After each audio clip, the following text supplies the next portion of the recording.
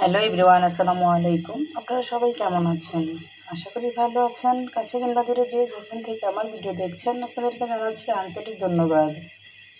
আমি ফিরে এসেছি আপনাদের মাঝে আরও একটি রেসিপি নিয়ে। আজকে রান্না করব ফুলকপি, শালগম, আলু দিয়ে মাছের ঝোল, টমেটো দেবো সাথে। কড়াইতে তেল বসে দিয়েছি, তেলটা গরম হয়ে গিয়েছে। এখন দিয়ে দেবো পেঁয়াজ। পেঁয়াজটা ভেজে নিব। পেঁয়াজ ভাজা হয়ে গিয়েছে, দিয়ে দিব আদা রসুন বাটা, একসাথে বেটে নিয়েছি, ভেজে নিব। দিয়ে দিব জিরা বাটা, ভেজে নিব।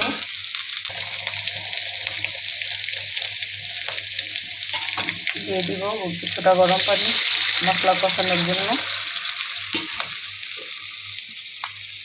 হলুদ, মরিচ, ধনিয়া, লবণ একসাথে দিয়ে দিব। খুব ভালো করে মশলাটা কষিয়ে নেব। মশলাটা আমি খুব ভালো করে কষিয়ে নিয়েছি। এখন দিয়ে দিব ফুলকপি, আলু, শালগম, সাথে দিয়ে দিব টমেটো। নেড়ে চেড়ে ভালো করে মাখিয়ে নিব। অনেকটা সময় ধরে কষিয়ে নিব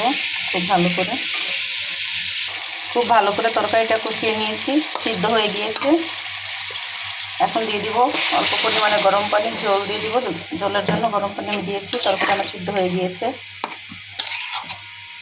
আসলে তরকারি যত ভালো কষাবেন খেতে খুবই মজাদার হয়, টেস্টি হয়, আর কালারটাও দেখতে কালারফুল হয়।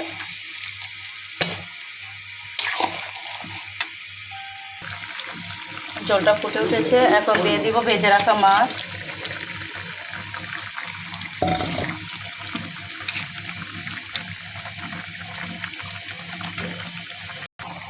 আমি সাধারণ মানুষ, সাধারণভাবে রান্না করি, এতে খুব মজাদার হয় মাশাআল্লাহ।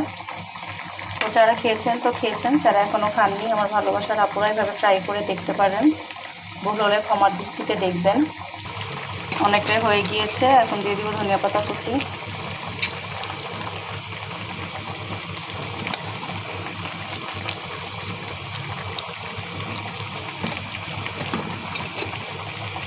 এখন নামিয়ে নিব।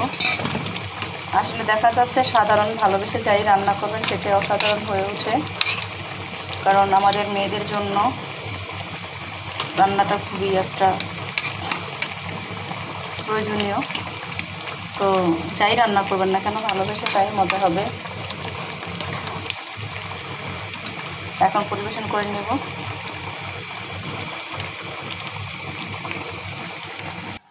তো দেখেন ফাইনালি লুকটা মাশাআল্লাহ কতটা কালারফুল হয়েছে। লবণ চেখে দেখলাম, খেতেও খুবই মজাদার হয়েছে।